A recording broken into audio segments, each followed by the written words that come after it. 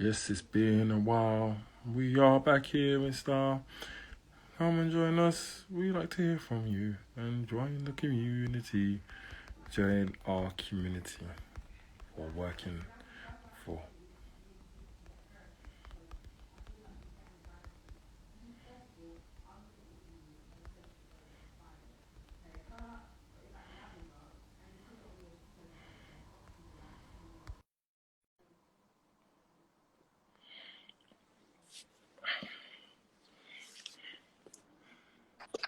How you doing, Oh, my man?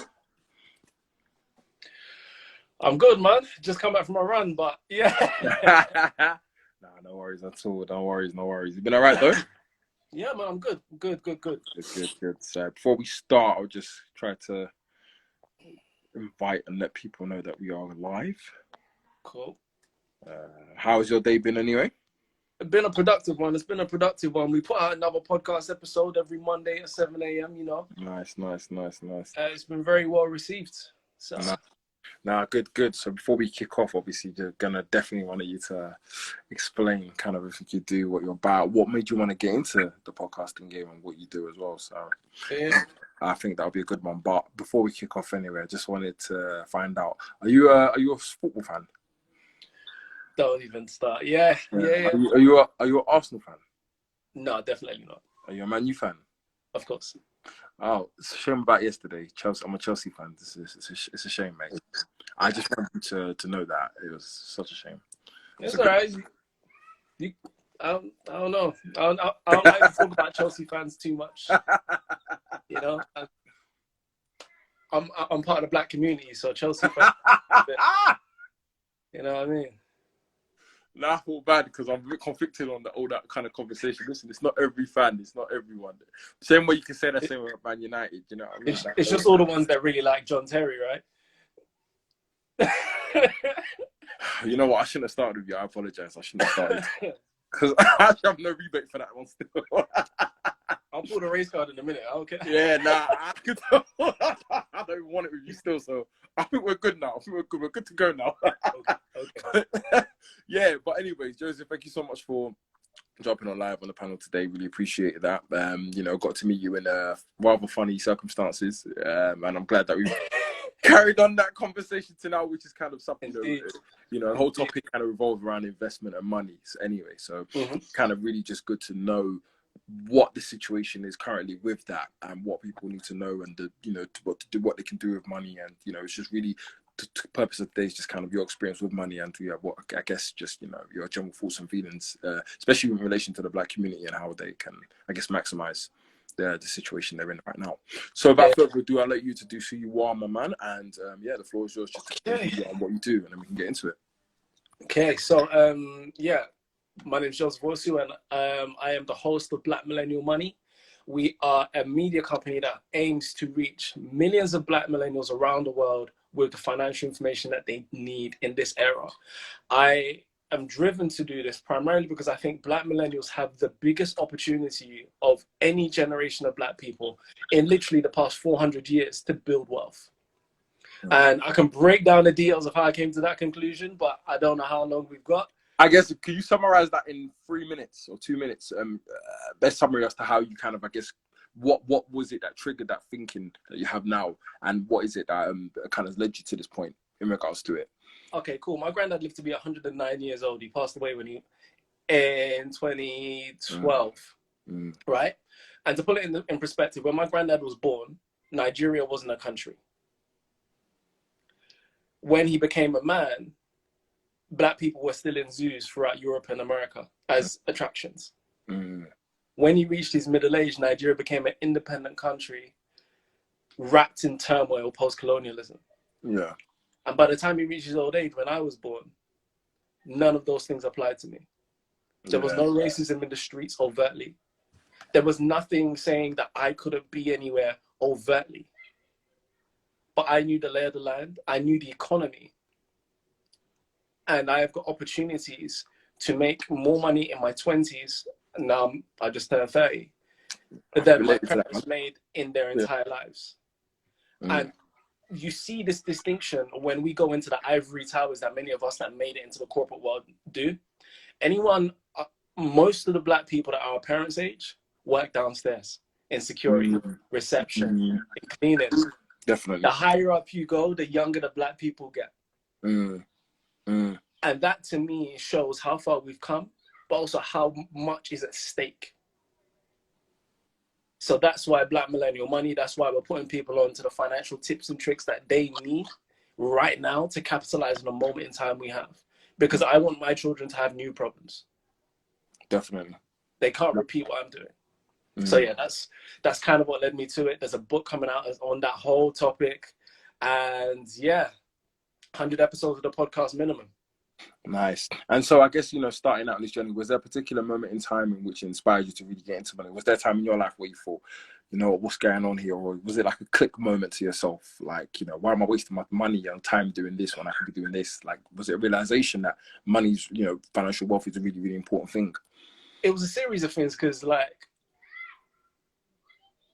I grew up in Tottenham. I still live in Tottenham. And it's like, we went from living in a tower block from one council house to another council house.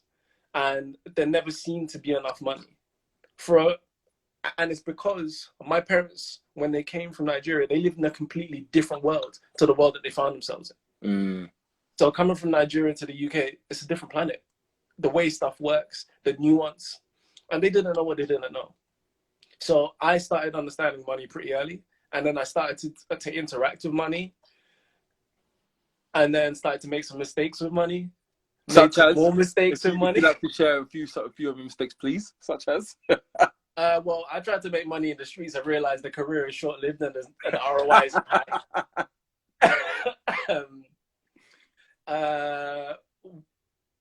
I started saving money in my late teens, early 20s, but it was because people told me it was a good idea. I had no purpose for the money. So basically, the money got spent on the girlfriend who was no longer the girlfriend. Like, that was a tragedy. It got spent on popping bottles, buying bottles to just stupidness. And then what else happened? I had good credit, and then someone told me to get a credit card to make my credit even better. I didn't know that you can barely get higher than 997 at the time. Yeah. And then 36 grand worth of debt later, here I am learning all my lessons.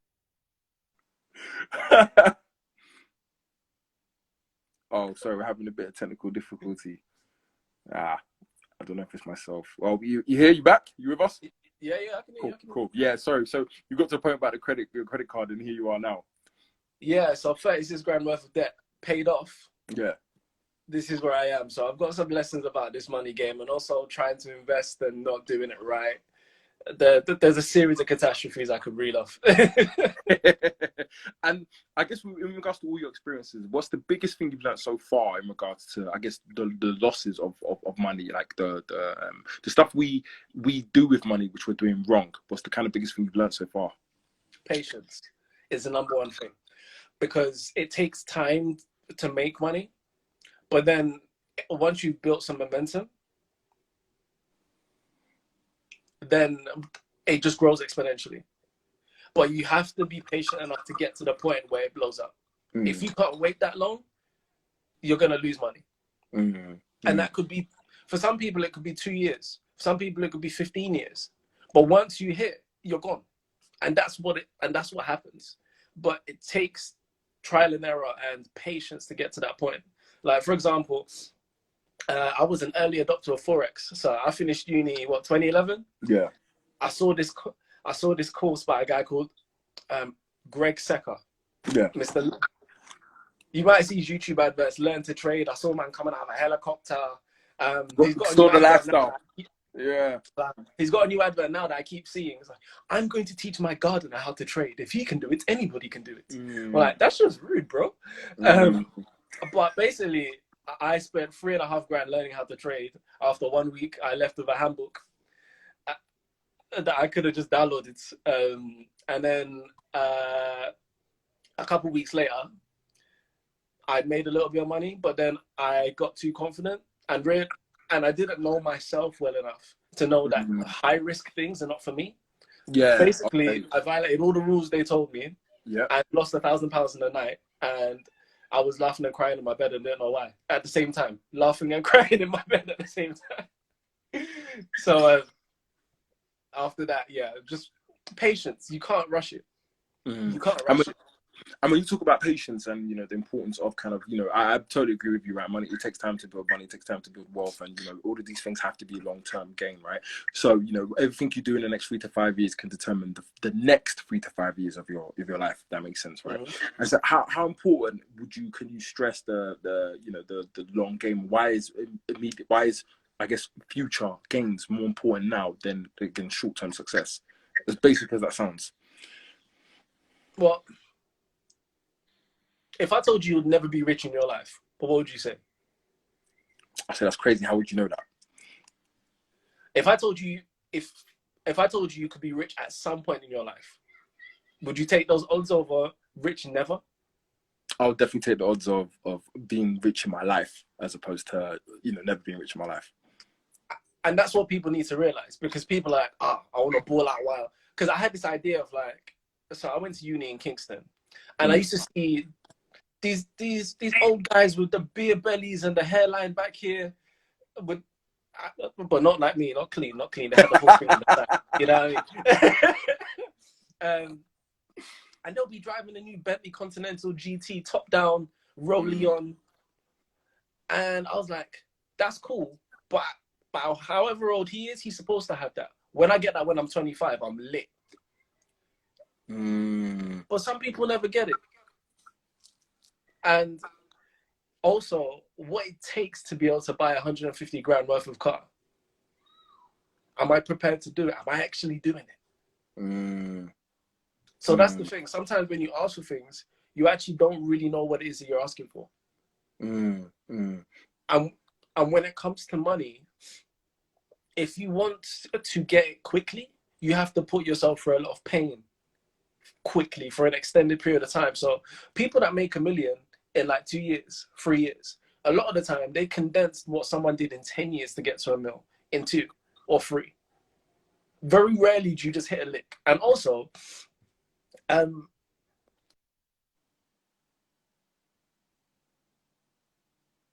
sorry guys, seem to be having more technical difficulties. Yeah, sorry. Yeah, so you got to the point of hit a lick and then it cut. Yeah, because like for example, people get mad at footballers for how much they make. Like he's 22, makes 150 grand a week. I'm like, let's do the maths, yeah. So this football player has been playing football since he was 5. At just to put that in perspective, he's 22 now. That's 17 years. Yep. At every level, every stage he went through, from under 5s to under 7s to under 9s to under 11s, he had to be the best at what he did. He had to turn up and show up every single time someone asked.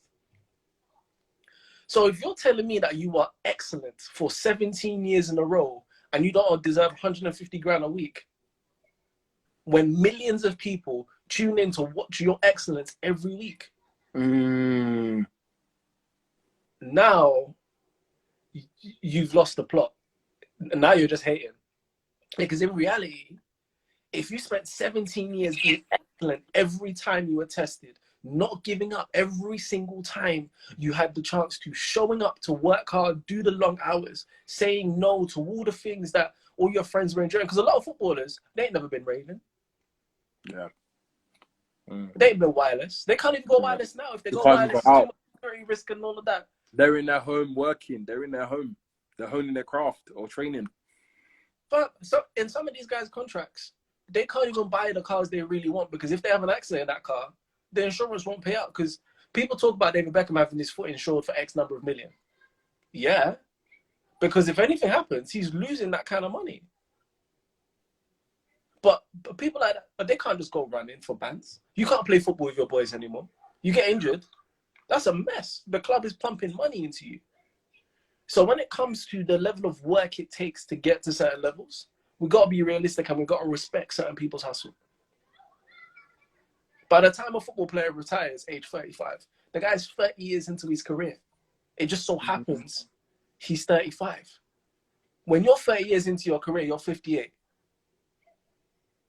It's just different, right? And that's how you've got to see money, right? Over time, it appreciates over time.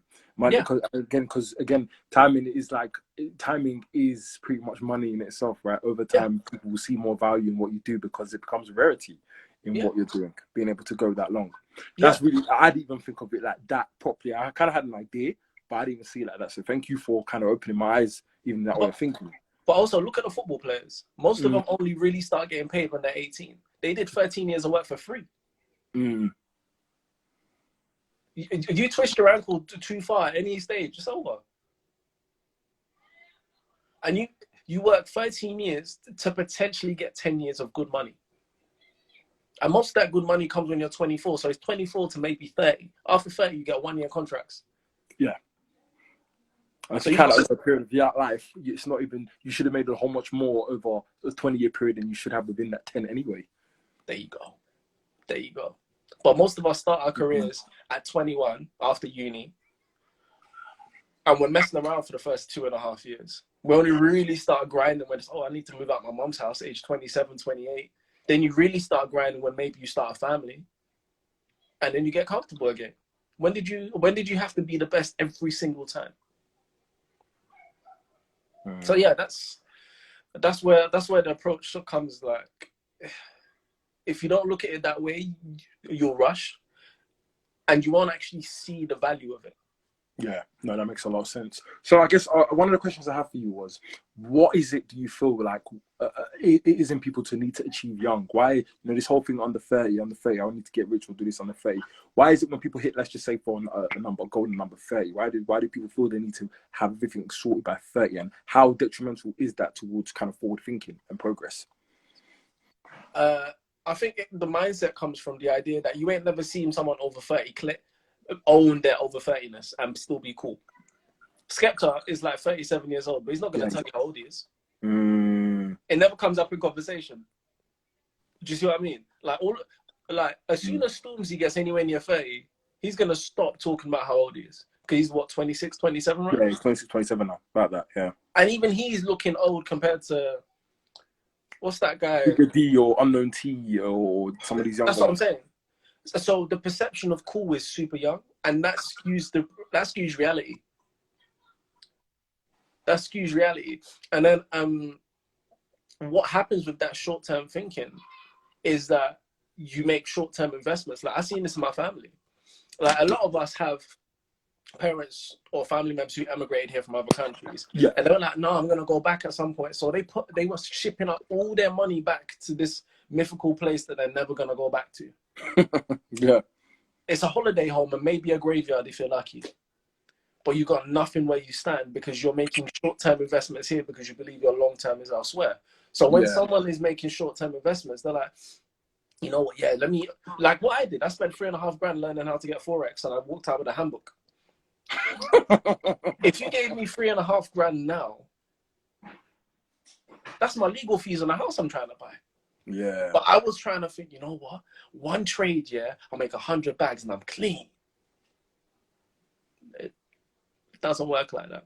For you to be in a position to make 100-bag trade is because you made probably 100,000 bad trades. You've put the time in. You can't get a start at the finish line. Yeah, you can't get a start at the finish line. I quite like that one.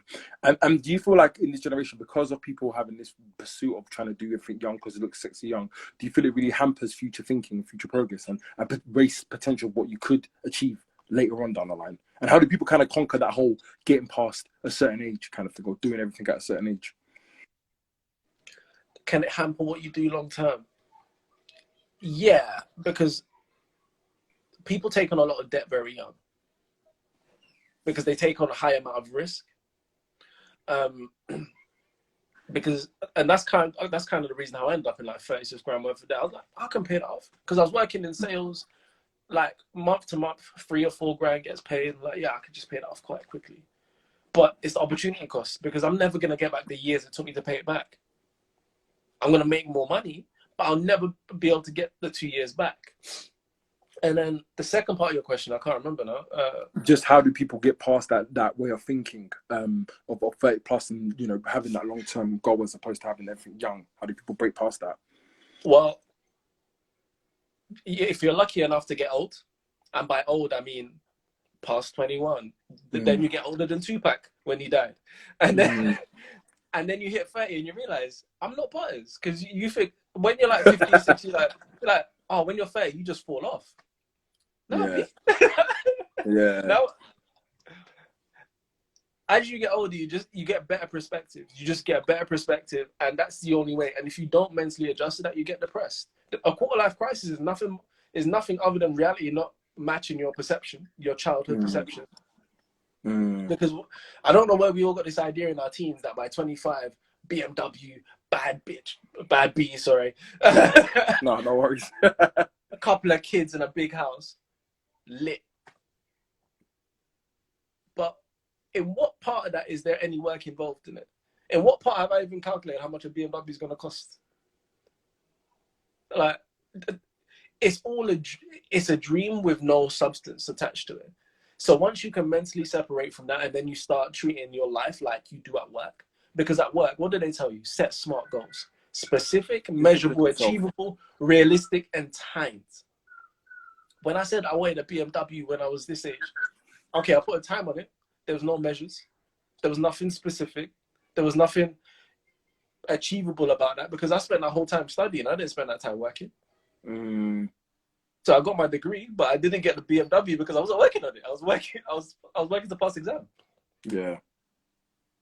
So as you get older, you start to, if it clicks with you and you start making plans rather than just dreaming, because a plan is just a dream with details.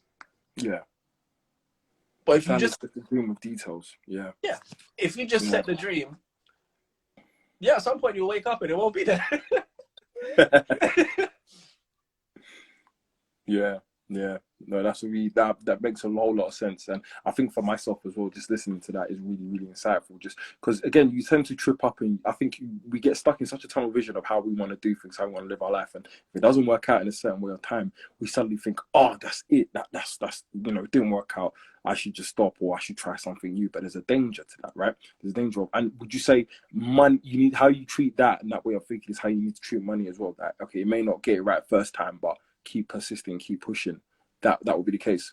100%. Like, perfect example is, as I said a number of times on this, I ended up in 36 grand worth of credit card debt. Now, when the penny dropped, like, oh, this is getting out of control, it was 25.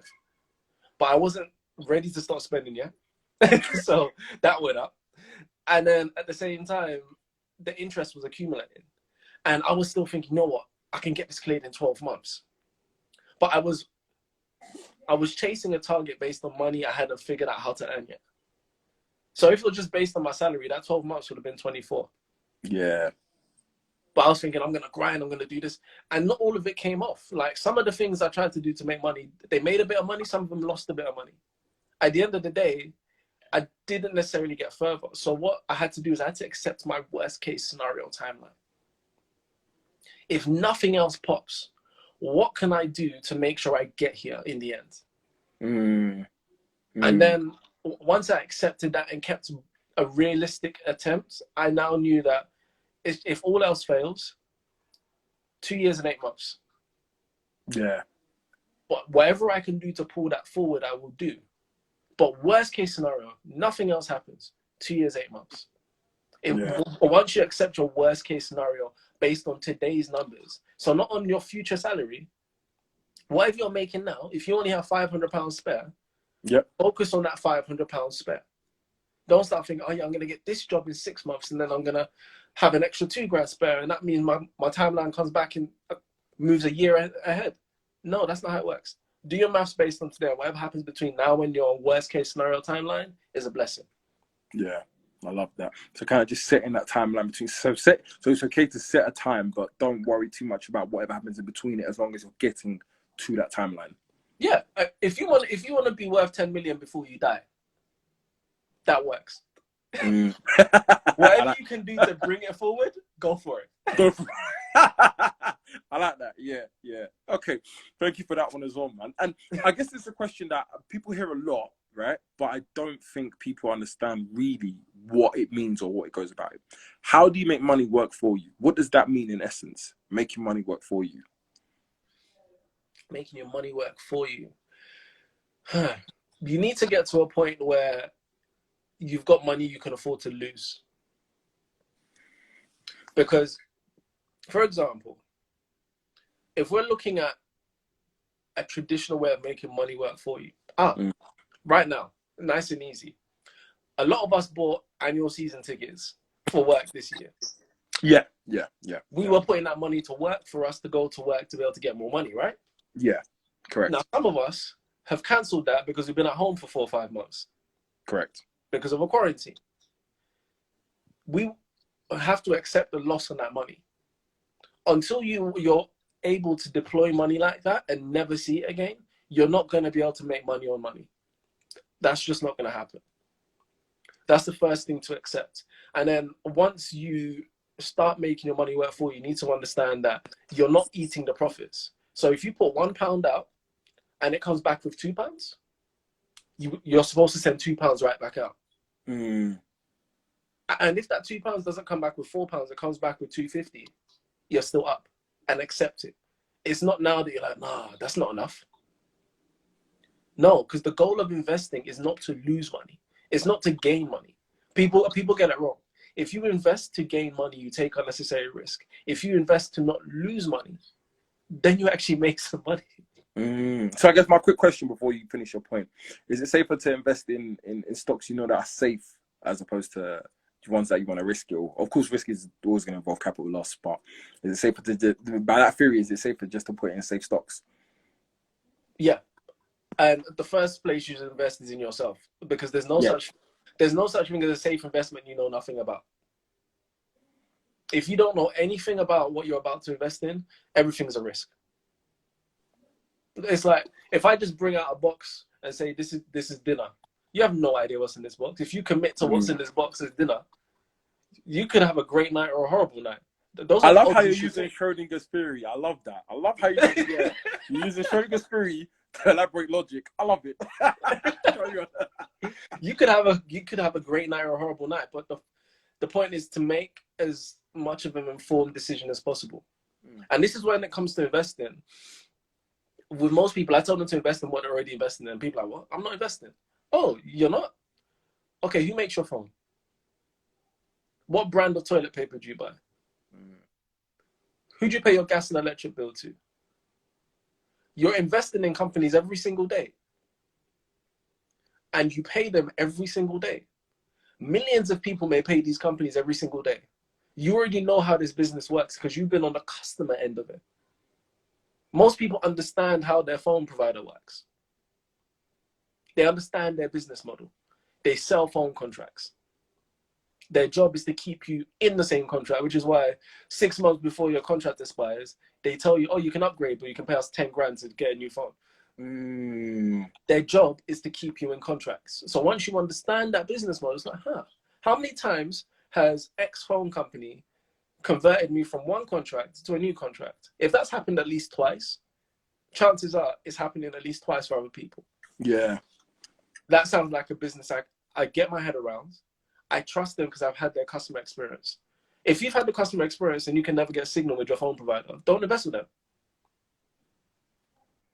And it's that simple. So finding businesses you're already investing in as a starting point. Because the ones you're giving your money to without thinking, those are probably a good place to start. I love that. No, I love that.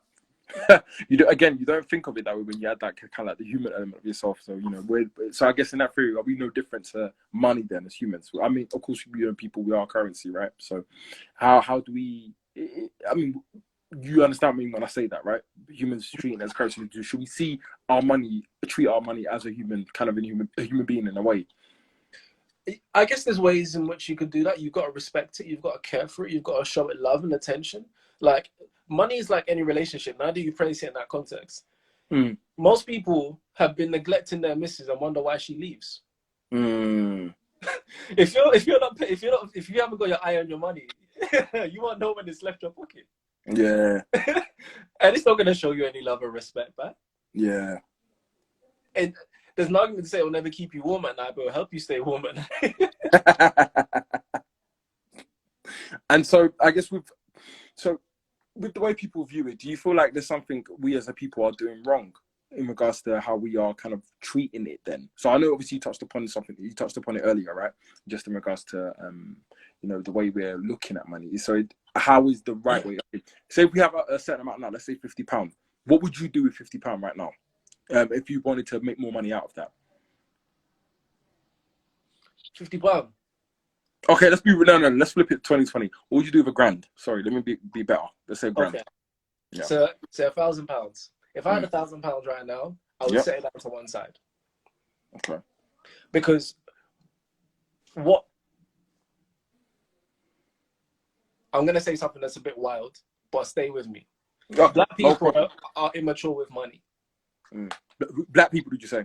Black people are immature with money. And why would you say that? The reason I say that is because it's like when we started this conversation, Black people are not really allowed into the modern economy until about 1970, where segregation kind of stopped. Colonialism was kind of at the end, even though Angola only got its independence in the 80s. South Africa, apartheid ended in my lifetime, 1993. So we haven't had a long history of money, because people talk about compound interest as money growing on money. But what they don't talk about enough is compound knowledge. So say, for example, your granddad was a carpenter. Yeah, okay. Your dad grew up around a carpenter. So chances are, if he starts a business in the carpentry trade, he's known it from a kid. Yeah. So chances are he's going to do relatively well in that business. Now, when it comes for me or you to start a business and we stay in the construction space, so granddad was a carpenter, dad was a builder. Now I have enough knowledge within my immediate circle, because basically dad's got all the phone numbers, granddad's got all the phone numbers. We're talking 60 years in the game right now. If I want to start a construction company, a real estate company, there's resources for me to tap into. A lot of Black people, especially in our demographic, are figuring out money for the first time. Yeah, we're the generation where we're actually knowing what to do with money. There's not a lot of us. And even when you look at America, where they've got maybe a longer history of Black wealth as a group, there's not tons of people who have actually transcended their circumstances. Yeah, correct. So when it comes back to your question of what I would do with £1,000, I would keep it to the side. Because for me to run out and try and figure out an investment because I've got money in my hand leads to me making a short-term decision. It's a hot decision. What I want to do is actually have money available for when opportunity presents itself, because that's where most of us mess up. Just so we can answer that now, before you go on, what does opportunity look like? Oh, opportunity to me is, it comes in the phrase I never invented it. I call it the success mix. Success mix. It's when time and knowledge meet a specific scenario. Okay. So, say for example, it's 2020 right now, and I am a software developer by trade. And Facebook is hiring. I can now go and collect 70, 80 grand a year. Rewind 20 years, the time wasn't right. Even though I had the knowledge, I wouldn't have been able to access that level of capital. 20 years from now, timing and knowledge may be on my side and a whole new opportunity presents itself. But it's not quite there until the timing is right and the knowledge is right. Because again, people are like, oh, if you had invested in Apple stock in 1985, you would be worth 10 million. Right. But you would have needed to have the knowledge and the capital to take part. Because no point, oh, people said Bitcoin was doing this and this 5 years ago. You ain't had Bitcoin money, B. It don't matter. It don't matter. It's irrelevant. If you didn't know what Bitcoin was 5 years ago, still irrelevant. What we need to get to a point to is where we've got the cash on hand to take advantage of opportunities that where the time is hit, but where we have the understanding to really take advantage of. Because there's some things, no matter how good of an opportunity it looks like, you shouldn't invest in. If you know nothing about chicken eggs, about raising chickens, why are you investing in the chicken farm? Because KFC signed a new contract with the place.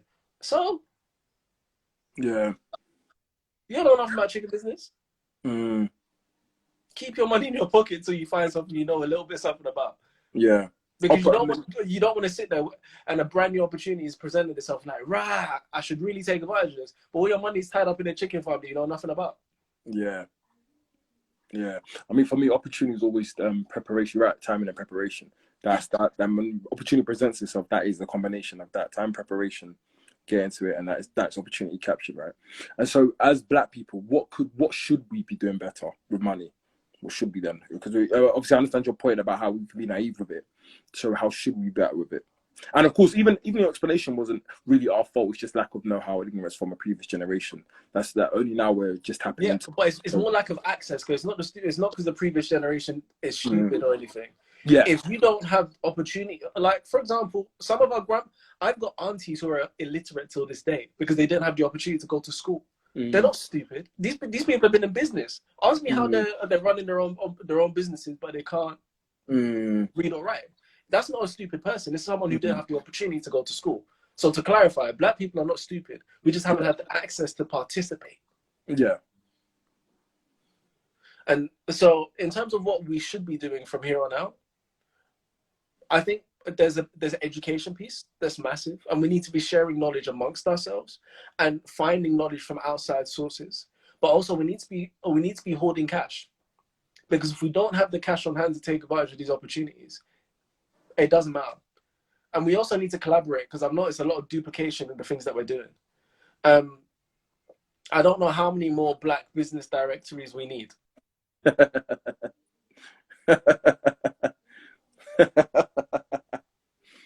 Yeah. Yeah. The yellow pages was the white business directory. There was only one. We don't need, the Black community doesn't need any more business directories than the white community when they have so many more businesses than we do. Yeah. We need to stop the duplication and actually start sharing resources and start amplifying from where we stand. Yeah.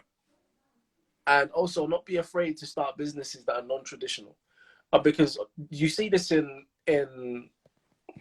I guess in the West, where you have immigrant populations. They tend to dominate in stuff that's easy for them. So cooking Black food is easy for Black people.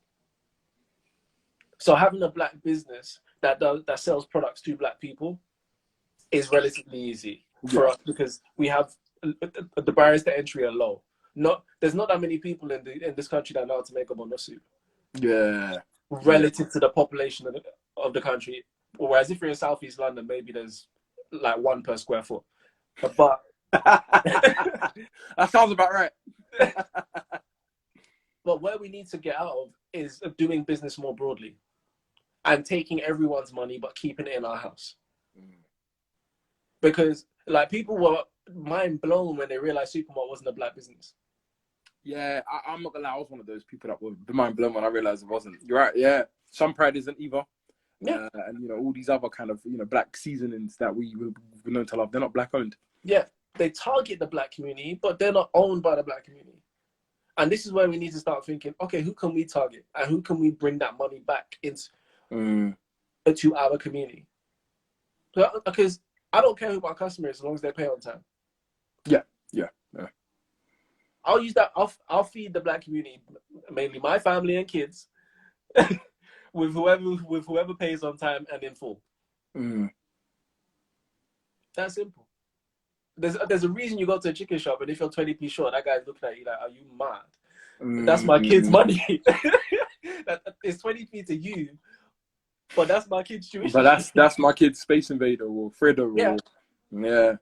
There's a reason why it looks at me crazy when I ask for my 1p. You told, bro, your price is $2.99. I know you're collecting those 1p's for your kids' tuition fees, but that's not my business. I'm collecting my 1p from you for the same reason. And do you feel like there's a sense of where we're a bit too we're just too do you think it's a problem that we're just too quick to give money outside of our community? Do you think that's just more socialization, how we've been kind of conditioned, or? No, it's not. There is an element of like that quote unquote Willie Lynch thing that's in people's minds. But at the same time, there just ain't enough black people to buy from. Like if I'm trying to buy black all day, I can't use 99% of the stuff in my house. Yeah. Because even my food, I bought from an Indian. You know, like, so it's not that we want to necessarily give our money to other communities. It's just that there is no way for us not to because we haven't got the infrastructure in place. Yeah, that makes sense. And then you overlay that with the politics of like, again, when I say that we're immature in the modern economy, where it comes to a modern finance and business, because like, say the restaurant business that we are dominant in when it comes to black food, right? The blueprint for running a successful restaurant already exists. McDonald's, KFC have all proved the model. You have 10 things on your menu max. Yeah. And all of them complement each other. Nando's is black people's favorite sit-down restaurant. They got 3 things on the menu. Chicken with sides. If you're not having chicken at Nando's, they barely got anything for you. Yeah. But we want to have 4 different types of rice, 2 different types of dumpling, 6 different types of meat. And then when someone comes in and we ain't got it, what can we sell? It's understanding what our proposition is. Understanding your value proposition. Yeah. And delivering just that. I'm waiting for just a jerk chicken shop. Just all you do is jerk. It's jerk plus sides, whatever you want. You can have anything in this shop as long as it comes with jerk. We will jerk carrots for you. We will jerk onions for you. Take it. Finding one good thing, real niche, and excelling at it, or that one functional feature, and just absolutely excelling at it. Yeah, I want to open a wing shop at some point because I personally love wings. But all I'm going to sell is wings and sides. We might do boneless wings at some point, but it's going to ultimately it's just wings. That is it. I love that. Literally just wings. And, that's something even business-wise I've been spending quite a bit of time on recently, just my value proposition and what is the one thing I'm going to do. There's so many things we get caught up in, but what's the one thing you want to do and just excel at it? And I think that's something, it's just reassuring hearing that from someone else. Yeah, like Coca-Cola is a big business. Their core product is bubbly water. We'll sell you bubbly water in brown, in orange, in transparent. That's just Fanta, Coke, and Sprite. It's all bubbly water. All just bubbly water. We make bubbly water around here. That's it. And so Naomi said in the comments, vegan wings. We making vegan. I told you we'll jack carrots and onions, B. I'll deep fry some carrots and onions. And cauliflower. And that's your wings. And that's your wings. We'll bread that up, deep fry it, sides. Would you? And with with that being said, my bro, I'd like to thank you very, very, very, very much for being on the panel today. This was dope. And I think it's so nice and refreshing hearing it from someone like yourself, just who's in the game, who's in the field, who's young himself, and knows you've been around the room enough to know what we're missing and what we need and what everyone needs to just better themselves and just, not making it too difficult and knowing that we can step into these kind of domains and, excel at it. Yeah, for sure. I appreciate it, man. We spoke about something beforehand that we didn't actually touch on. I just want to leave with one thing. Yeah, feel free. So when it comes to investing, there's 3 things I look at. Number 1, we kind of touched on it. Do we understand what the business does? At the core, can I explain what this business does? Number 2, how much is it going to cost me to invest? Are there better investments for the amount of money I have available to invest in? Number 3, how will I get my money back? What is the business's plan to pay me more than what I've put in? If I can't definitively answer those 3 questions, there's nothing to, it's not an investment opportunity because all investments need to tick those boxes. I need to know what I'm putting my money into. The amount of money I need to put in needs to make sense for me. So there's no point getting a credit card to invest because you can't afford it. That's not your kind of investment. And if you don't know how you're going to get your money back, it's charity. Definitely. Definitely. Oh, based on what we were talking about, definitely. But we'd be called haters. So yeah, let's but no, everything makes a whole lot of sense. But no, thank you so much, my man, because I know you're a busy man. So thank you so much for joining the panel today. I know me and you will definitely be keeping in touch and chatting soon. Yeah, 100%. Yeah. So no, just if you'd like to share your details, just it's B Black Millennial Money, right? BMM Yeah, Global. BMM Global, Black Millennial Money. Find us on YouTube. We just dropped a new podcast episode today, and by I say podcast, it's video as well. We are talking to a wealth coach, Rochelle Watson Hill, and she's dropping gems on how you can really up your levels in your career. Head over to our YouTube channel, blackmillennialmoney.com. I'm gonna post that. We're gonna post that and share it on the socials as well. But yeah, I'd like to thank you so much, my man. I hope you have a good night, and I'll catch up with you at some point soon anyway. So you take care, brother. Love, bro. See you later. Thank you, my man. Take care.